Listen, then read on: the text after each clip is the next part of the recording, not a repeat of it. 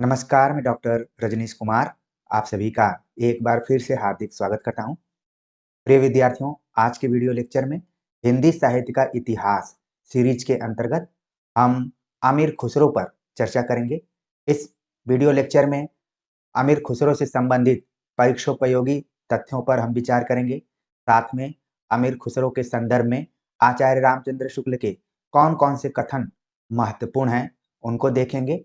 और अमीर खुसरो का जब भी जिक्र किया जाता है तो खड़ी बोली का प्रयोग सबसे पहले दिमाग में आने लगता है। तो यहाँ पर हम अमीर खुसरो के साहित्यिक अवदान और साथ में खड़ी बोली के विकास में अमीर खुसरो का क्या योगदान रहा है, उसके बारे में भी देखेंगे। और आचार्य रामचंद्र शुक्ल के इतिहास ग्रंथ का अध्ययन करते-करते हम आदिकाल के प्रकरण 4 में पहुँच चुके हैं, जहाँ पर 2 लोक बोलियों का सामना आपको करना पड़ेगा, जिसमें पहली लोक बोली है खड़ी बोली। एक दौर था जब खड़ी बोली एक खास क्षेत्र तक सीमित थी, इसीलिए इसमें बोली शब्द लगा हुआ है। और इसी के समानांतर एक और बोली थी, जिसमें कि भाषा शब्द लगा हुआ है। आप कुछ और इतिहास ग्रंथ पढ़ेंगे, जिसमें खड़ी बोली बनाम ब्रज भाषा की बात की जाती रही है। तो जैसा कि आप जानते हैं कि भाषा और बोली में अंतर होता है। भाषा बोली के अपेक्षा व्यापक, मानक और साहित्यिक रूप में प्रयोग किया जाता है और बोली परिवार तक सीमित होती है, क्षेत्र तक सीमित होती है। तो एक जमाना था जब खड़ी बोली का क्षेत्र सीमित था और ब्रज भाषा का क्षेत्र विस्तृत था, इसलिए इसमें ब्रज भाषा शब्द लगा और इसमें बोली शब्द लगा। कई बार आप अध्ययन करते हैं, खास तौर से जो नए विद्यार्थी हैं और जो अभी बीए में होंगे, उनके लिए थोड़ा-सा ये शब्द ध्यान देने योग्य है कि खड़ी में बोली शब्द क्यों लगा हुआ है और ब्रज में भाषा क्यों लगा हुआ है। जबकि आप हिंदी की उपभाषाओं का अध्ययन करेंगे तो 18 बोलियों में ये दोनों बोलियां भी शामिल हैं, ठीक है। लेकिन क्षेत्र के हिसाब से एक जमाना था कि ब्रज का क्षेत्र ज्यादा व्यापक था और खड़ी बोली का सीमित था, इसीलिए बोली और भाषा का प्रयोग किया गया है। उसी के समानांतर एक और बोली चल रही थी, जिसका नाम है मैथिली, जो कि बिहार के इलाके में दरभंगा में विद्यापति प्रयोग कर रहे थे। तो आज के वीडियो लेक्चर में हम अमीर खुसरो और खड़ी बोली पर विचार करेंगे।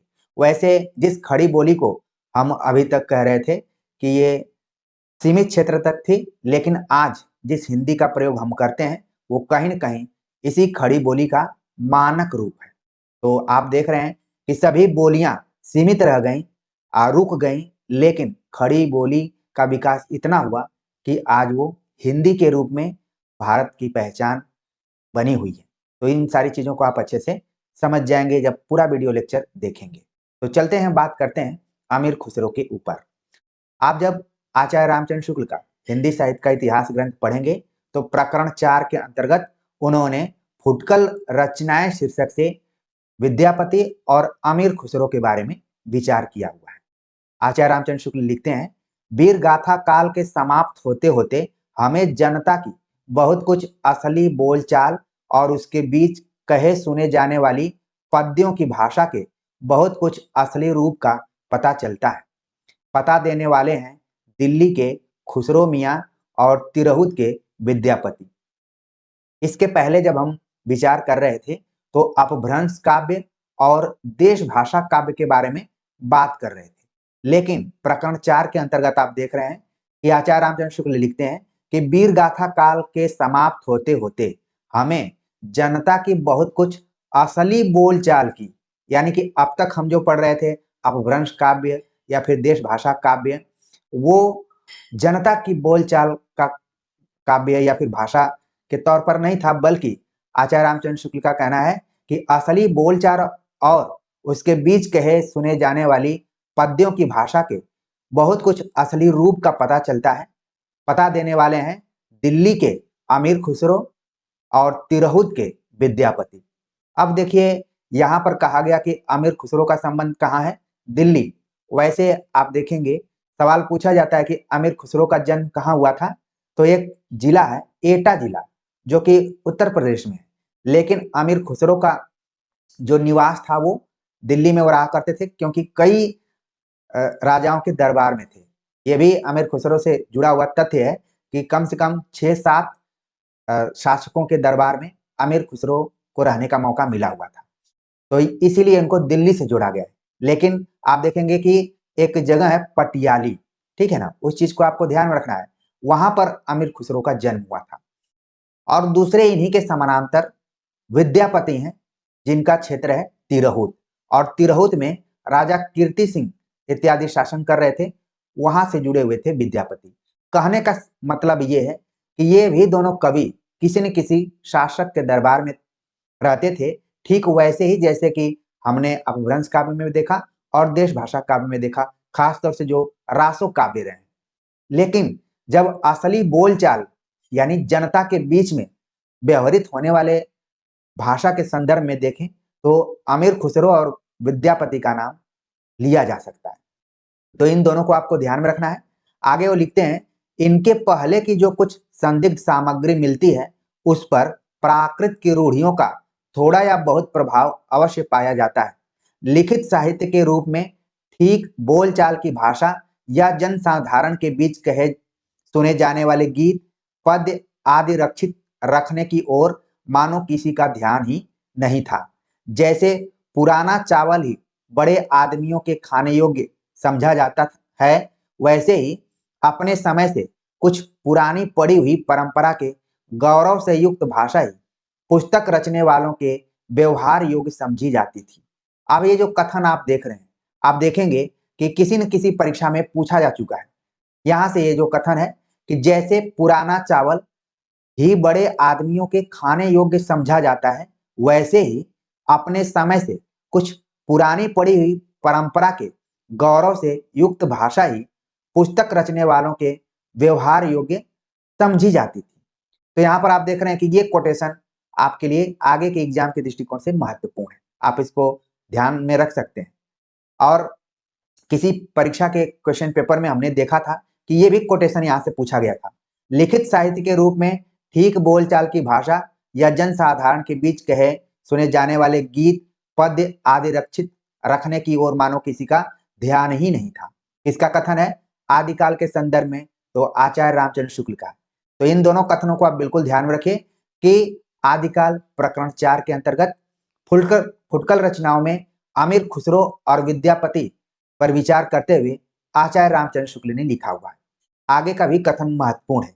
पश्चिम की बोलचाल, गीत, मुख प्रचलित पद्य आदि का नमूना जिस प्रकार हम खुसरो की कृति में पाते हैं, उसी प्रकार बहुत पूरब का नमूना विद्यापति की पदावली में।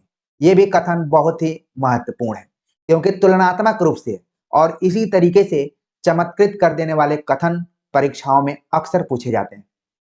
तो ये पूछा जा सकता है कि पश्चिम की बोलचाल, गीत, मुख प्रचलित पद्य आदि का नमूना जिस प्रकार हम खुसरो की कृति में पाते हैं, उसी प्रकार बहुत पूरब का नमूना विद्यापति की पदावली में। तो आपके दिमाग में थोड़ा सा भारत का मैप आना चाहिए और उस हिसाब से आप अपने दिमाग में बैठा सकते हैं कि आखिरकार ये पूरब और पश्चिम की क्या बात कही जा रही है। तो विद्यापति का जो इलाका था, ये वाला इलाका था, ये विद्यापति, और अमीर खुसरो का जो इलाका था, ये दिल्ली। तो आप देखेंगे कि दिल्ली अपेक्षाकृत पश्चिम में ही है, और तो इधर पश्चिम हो गया और इधर पूरब हो गया। इसीलिए आप देखेंगे कि खड़ी बोली को, जिस खड़ी बोली को हम अमीर खुसरो से जोड़कर देखते हैं, वो पश्चिमी हिंदी के अंतर्गत ही रखी जाती है। आपको ये भी भाषा विज्ञान के दृष्टिकोण से पता ही होगा। तो पश्चिम और पूरब दो ध्रुवों को इस प्रकरण में आचार्य रामचंद्र शुक्ल ने रखा है। इसीलिए उनको समझ में नहीं आया कि इस प्रकरण का नाम क्या दें। इसके पहले के प्रकरणों का नाम उन्होंने दिया, देश भाषा काव्य, अपभ्रंश काव्य, वीरगाथा काल, ये सब नाम दिया है। लेकिन प्रकरण 4 को उन्होंने फुटकल रचनाओं के अंतर्गत रखा है। लेकिन आप देखेंगे सिमिलरिटी है, लोक बोली के रूप में या फिर बोलचाल की जो असली भाषा है, उनके कवियों को इस प्रकरण में रखा गया है। और कौन कौन है? अमीर खुसरो और विद्यापति। तो ये जो तुलनात्मक कथन यहाँ पर आचार्य रामचंद्र शुक्ल ने पेश किया है, वो आपको ध्यान में रखना है कि प्रकरण 4 के अंतर्गत आचार्य शुक्ल का ही कथन है कि जिस प्रकार हम खुसरो की कृति में बोलचाल, गीत और मुख प्रचलित पद्य का नमूना पाते हैं, उसी प्रकार बहुत पूरब का नमूना विद्यापति की पदावली का जिक्र उन्होंने किया है। ये भी कई बार परीक्षाओं में पूछा जा चुका है कि पदावली किसकी रचना है। और इसी के आधार पर आप लोगों ने बीए और एमए के पाठ्यक्रमों में एक सवाल कई बार हल किया होगा कि सिद्ध कीजिए कि विद्यापति भक्त थे या श्रृंगारिक कवि थे, क्या थे। तो आप लोग अलग अलग तरीके से इसको सिद्ध करते हैं, लेकिन आचार्य रामचंद्र शुक्ल ने विद्यापति को श्रृंगारिक कवि माना है। जब हम विद्यापति पर स्पेशल क्लास लेकर आएंगे तो और चीजें क्लियर हो जाएंगी। और इन दोनों का तुलनात्मक अध्ययन करने के बाद आचार्य रामचंद्र शुक्ल लिखते हैं, उसके पीछे फिर भक्ति काल के कवियों ने प्रचलित देश भाषा और साहित्य के बीच पूरा पूरा सामंजस्य घटित कर दिया। यानी भक्ति काल के कवियों को आप देखेंगे तो सभी कवियों ने अपनी अपनी लोक बोली में लिखने का प्रयास किया है। चाहे वो पंजाब में गुरु नानक को देख लीजिए, या फिर कबीर को देख लीजिए, तुलसी को देख लीजिए, सूरदास को देख लीजिए, मीराबाई को देख लीजिए, जितने भी कवि हैं सभी ने प्रयास ये किया है कि अपनी लोक बोली में वो अपनी बातों को कहें। तो उन्होंने अचानक इसका प्रयोग नहीं करना शुरू किया, बल्कि उसके पहले अमीर खुसरो और विद्यापति जैसे कवियों ने शुरू कर दिया था। एक तरफ खड़ी बोली, दूसरी तरफ मैथिली। तो आगे हम बात करेंगे आमिर खुसरो के ऊपर। तो आचार्य रामचंद्र शुक्ल आमिर खुसरो का चित्रण अपने इतिहास ग्रंथ में कैसे करते हैं, आइए उसको विस्तार से देखते हैं। इतिहास ग्रंथ पढ़ेंगे शुक्ल जी का, तो वहां पर अमीर खुसरो को 8वें नंबर पर रखा गया है। और शुरुआत होती है कि पृथ्वीराज की मृत्यु संवत 1249 के 90 वर्ष पीछे खुसरो ने संवत 1340 के आसपास रचना आरंभ की। तो यहाँ पर आप देख रहे हैं कि आचार्य रामचंद्र शुक्ल अपने इतिहास ग्रंथ में तिथियों का जो भी उल्लेख करते हैं वो संवत में करते हैं। तो आपको संवत में से 57 घटा देना है, तो वो क्या हो जाएगा, ईस्वी में कन्वर्ट हो जाएगा। तो इसलिए 1249 में से आप 57 घटाएंगे, जो भी आएगा वो सन और ईस्वी में कन्वर्ट होगा।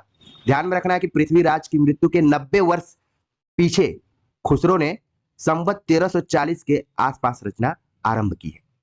इन्होंने गयासुद्दीन बलवन से लेकर अलाउद्दीन और कुतुबुद्दीन मुबारक शाह तक कई पठान बादशाहों का जमाना देखा था। ये इंपॉर्टेंट चीज है कि जिस अमीर खुसरो को हम आदिकाल में पढ़ते हैं वो कई पठान बादशाहों के समकालीन रहे, जिसमें गयासुद्दीन से लेकर बलवन तक, अलाउद्दीन और कुतुबुद्दीन मुबारक शाह तक। आप कई जगहों पर पढ़ेंगे तो लगभग 7 शासकों के ये दरबार में रहे हुए हैं। ये भी एक ऐतिहासिक उपलब्धि रही है, तो आपको ध्यान में रखना है। आगे जो कथन है कि ये फारसी के बहुत अच्छे ग्रंथकार और अपने समय के नामी कवि थे। मान लीजिए ये कथन पूछ लिया जाएगा तो तुरंत आपके दिमाग में आएगा कि हमने आचार्य रामचंद्र शुक्ल के इतिहास ग्रंथ में पढ़ा है। क्योंकि आचार्य रामचंद्र शुक्ल की एक खासियत है कि वो डायरेक्ट किसी कवि का नाम नहीं लेते हैं, बल्कि कवि के स्थान पर सर्वनामों का प्रयोग करते हैं। आप यहाँ पर देख रहे हैं, लिखते हैं कि ये फारसी के बहुत अच्छे ग्रंथकार और अपने समय के नामी कवि थे। तो हो सकता है कि पूछ लिया जाए कि ये कथन किस कवि के बारे में है और किसका है, तो तुरंत आप लोग बता देंगे कि आचार्य रामचंद्र शुक्ल ने अमीर खुसरो के बारे में लिखा हुआ है। इनकी मृत्यु संवत 1381 में हुई। ये बड़े ही विनोदी, मिलनसार और सहृदय थे। इसी से जनता की सब बातों में पूरा योग देना चाहते थे। ये कथन काफी इंपॉर्टेंट है, पूछा जा सकता है कि किसके बारे में कहा गया है। ये बड़े ही विनोदी, मिलनसार, सहृदय थे, ठीक है। इसी से जनता की सब बातों में पूरा योग देना चाहते थे। आचार्य रामचंद्र शुक्ल लिखते हैं अमीर खुसरो के बारे में। बदलते हुए पैटर्न में ऑप्शन में विनोदी दे दिया जाएगा, मिलनसार दे दिया जाएगा, सहृदय दे दिया जाएगा, और पूछ लिया जाएगा कि इसमें से ए और बी सही है, सी व डी सही है, ए बी सी सही है। तो जितने भी विद्यार्थी यहाँ पर सुन रहे हैं तुरंत बता देंगे कि आचार्य रामचंद्र शुक्ल ने अमीर खुसरो के बारे में लिखा कि ये बड़े ही विनोदी, मिलनसार और सहृदय थे। इसी से जनता की सब बातों में पूरा योग देना चाहते थे।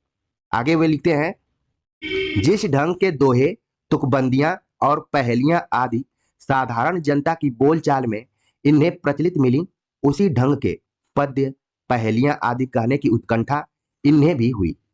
तो यहाँ पर आप देख रहे हैं कि दोहे, तुकबंदियां, पहेलियां, 3 चीजों का उल्लेख अमीर खुसरो के बारे में किया जा रहा है कि जिस ढंग के दोहे, तुकबंदियां और पहेलियां आदि साधारण जनता की बोलचाल में इन्हें प्रचलित मिली, उसी ढंग के पद्य, पहेलियां आदि कहने की उत्कंठा इन्हें भी हुई, मतलब अमीर खुसरो को भी हुई।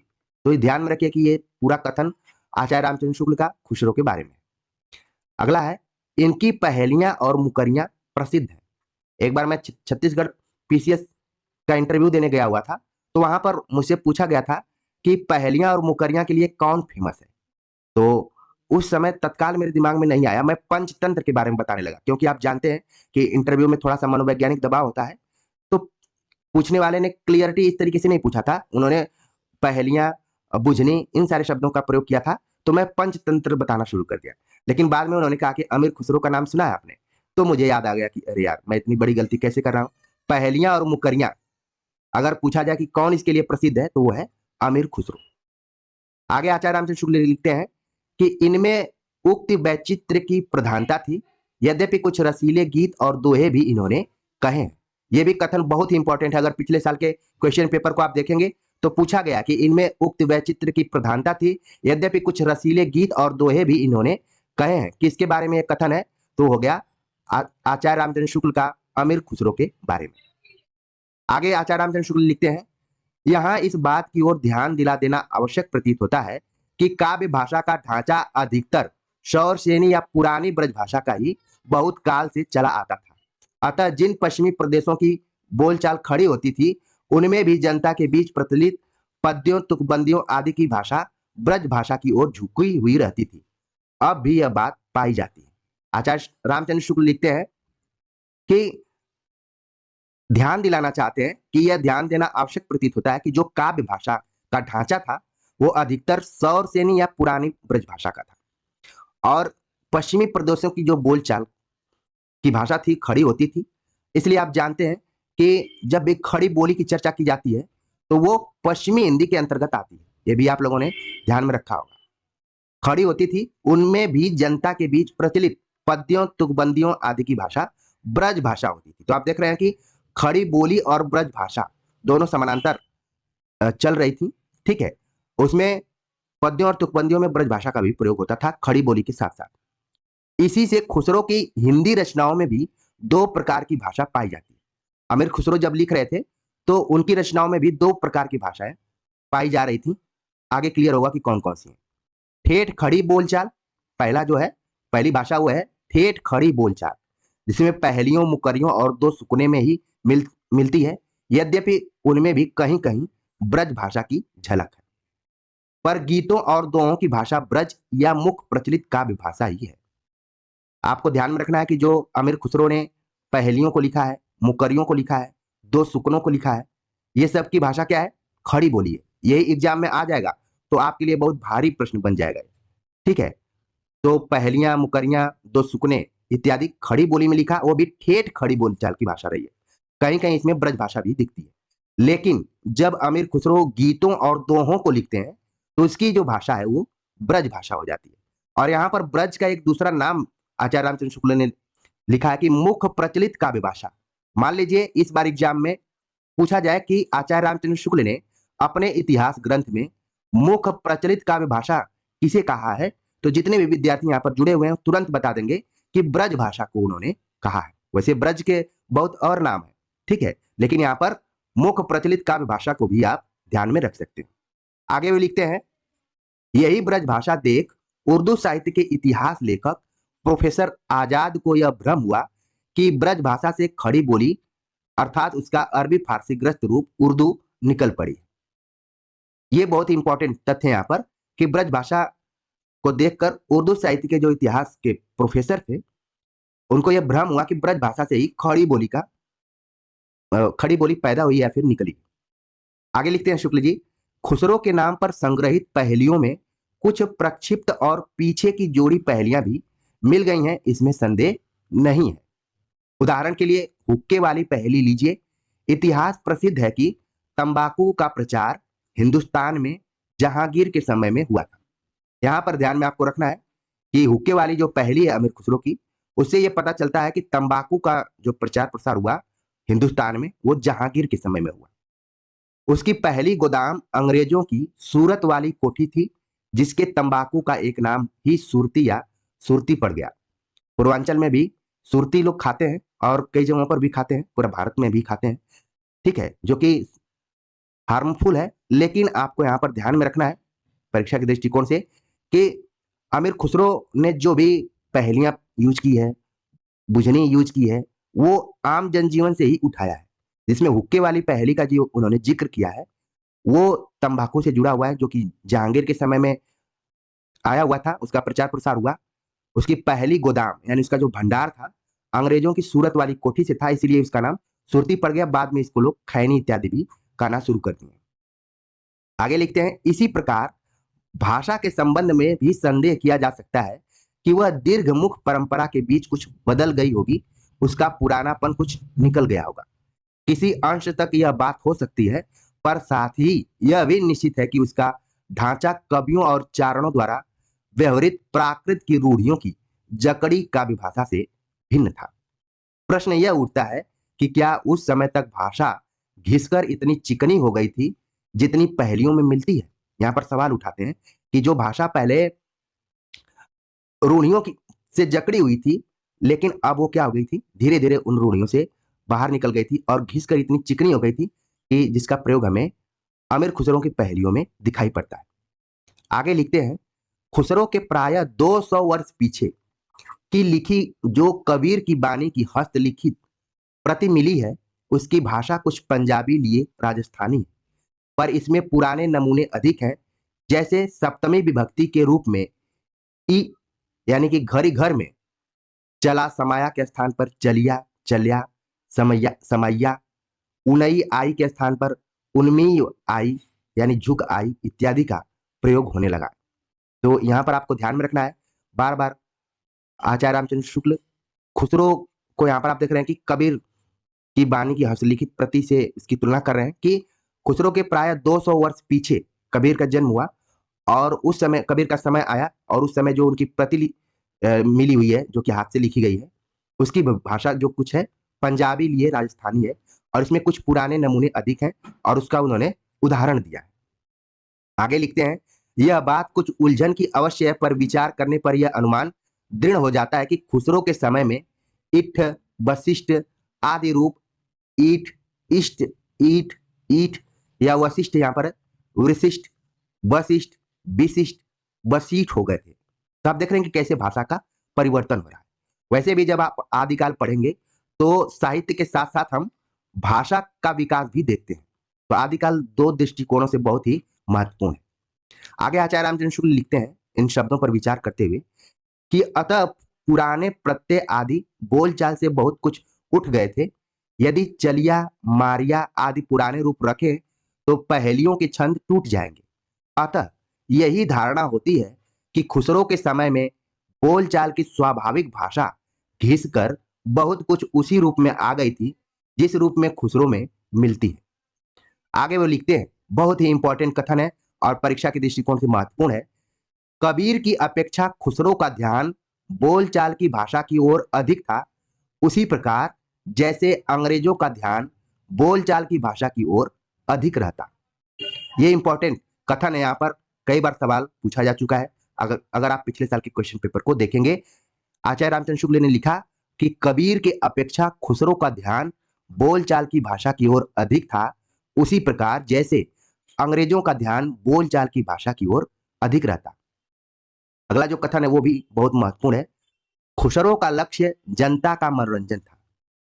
बदलते हुए पैटर्न में यूजीसी नेट के पाठ्यक्रम में आचार्य रामचंद्र शुक्ल के एक एक वाक्य को उठाकर उसको विकल्प बना दिया गया है और पूछ लिया गया है कि आचार्य रामचंद्र शुक्ल ने जो भी कवियों के बारे में कहा है, कौन सा कथन असत्य है, कौन सा सत्य है।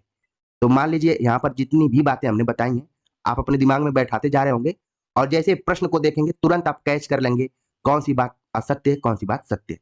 आचार्य रामचंद्र शुक्ल लिखते हैं कि खुसरो का लक्ष्य जनता का मनोरंजन था, पर कबीर धर्मोपदेशक थे, अतः उनकी बानी पोथियों की भाषा का सहारा कुछ न कुछ खुसरो की अपेक्षा अधिक लिए हुए है। बहुत ही इंपॉर्टेंट कथन है, इसको भी आप ध्यान में रखिए। और नीचे खुसरो की कुछ पहेलियां, दोहे और गीत दिए जाते हैं, उदाहरण दिए हैं उन्होंने किताबों में, अपने इतिहास ग्रंथ में। वो लिखते हैं कि एक थाल मोती से भरा, सबके सिर पर औंधा धरा, चारों ओर वह थाली फिरे, मोती उससे एक न गिरे। आप लोगों ने इसको पूरा याद कर लिया होगा और ये पहेली है तो तुरंत आपके दिमाग में आ गया होगा कि ये आकाश के बारे में कहा जा रहा है। अगला है, एक नार ने अचरज किया, सांप मार पिजड़े में दिया, जो जो सांप ताल को खाए, सूखे ताल सांप मर जाए। क्या हो गया? दिया बत्ती। एक नार दो को ले बैठी, टेढ़ी होके बिल में बैठी, जिसके बैठे उसे सुहाए, खुसरो उसके बलबल जाए। पायजामा। अरस तो इसका बूझेगा, मुंह देखो तो सूझेगा। दर्पण के लिए आगे लिखते हैं कि ऊपर के शब्दों में खड़ी बोली का कितना निखरा हुआ रूप है। तो जो भी उदाहरण दिए गए, आकाश, दिया बत्ती, पायजामा, दर्पण, इसमें आप देख रहे हैं कि जो भी खड़ी बोली का प्रयोग किया गया है वो बहुत ही स्पष्ट है, निखरा हुआ है। लग ही नहीं रहा है कि ये आदिकाल की खड़ी बोली है, लग रहा है कि ये तो आधुनिक काल का है कि एक थाल मोती से भरा, सबके सिर पर औंधा धरा। ठीक है, एक नार ने अचरज किया, सांप मार पिंजड़े में दिया। एक नार दो को ले बैठी, टेढ़ी होके बिल में बैठी, अरस तो इसका बुझेगा, मुंह देखो तो सूझेगा। तो यहाँ पर जो भी शब्दों का प्रयोग किया गया है, शब्दों में खड़ी बोली का निखरा हुआ रूप दिखाई पड़ रहा है। अब वो एक दूसरी भाषा का उदाहरण दे रहे हैं जो कि ब्रज भाषा है। तो इसलिए आप ध्यान में रखिए कि अमीर खुसरो की जब भी चर्चा की जाएगी तो खड़ी बोली और ब्रज भाषा दोनों को आपको ध्यान में रखना पड़ेगा। ठीक है, तो अब ब्रज भाषा का वो उदाहरण दे रहे हैं। चूक भई कुछ वासों ऐसी, देश छोड़ भयो परदेसी। तो आप देख रहे हैं कि भयो शब्द है। ठीक है, ये क्या है, ब्रज भाषा का एक उदाहरण के रूप में है। एक नार पिया को भानी, तन वाको सगरव ज्यों पानी। चाम मास वाके नहीने का, चाम मास वाके नहीने, हाड़ हाड़ में वाके छेद। मोहि अचंबो आवत ऐसे, वामे जीवत बसत है कैसे। ठीक है, ये उदाहरण दिए गए। अब नीचे के दोहे और गीत बिल्कुल ब्रज भाषा अर्थात मुख प्रचलित काव्य भाषा में देखिए। तो आप ध्यान में रखिए कि दोहे और गीत जो है ब्रज भाषा में लिखे हैं अमीर खुसरो ने, और आचार्य रामचंद्र शुक्ल ने ब्रज भाषा को मुख प्रचलित काव्य भाषा नाम भी दिया है। और उदाहरण है नीचे देखिए आप। उज्जल बरन अधीन तन, एक चित्त दो ध्यान, देखत में तो साधु है, निपट पाप की खान। खुसरो रैन सुहाग की, जागी पी के संग, तन मेरे मन पीव को, दो भये एक रंग। गोरी सोवे सेज पर, मुख पर डारी डारे केस, चल खुसरो घर आपने, रैन भई चहुदेश। तीन पंक्तियों से आप भली भांति परिचित हैं।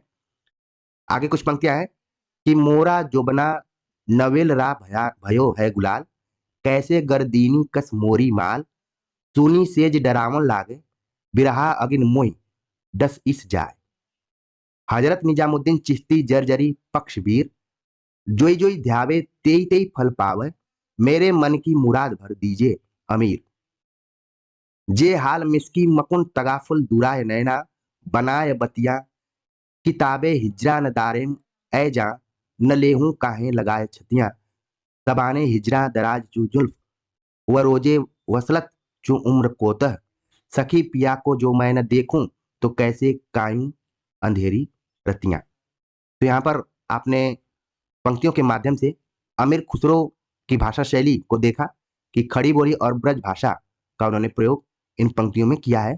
और शुरू में ही बताया गया कि ये फारसी के बहुत अच्छे ग्रंथकार और अपने समय के नामी कवि थे। तो उम्मीद है कि आचार्य रामचंद्र शुक्ल की दृष्टि में अमीर खुसरो को कैसे देखा गया है आपने समझा होगा। कमेंट्स कर जरूर बताइएगा अगर ये वीडियो लेक्चर आपको अच्छा लगा होगा।